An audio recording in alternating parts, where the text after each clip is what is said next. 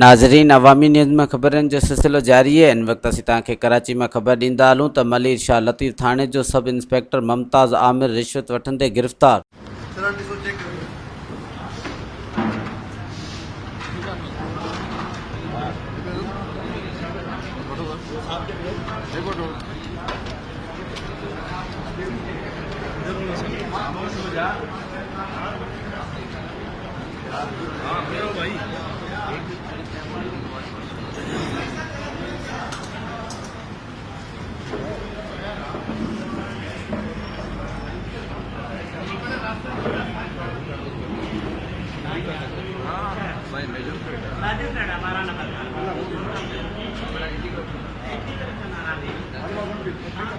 मज़ीद खबरों और तफसीलात के लिए विज़िट करें हमारी वेबसाइट www.awamiNewsHD.com।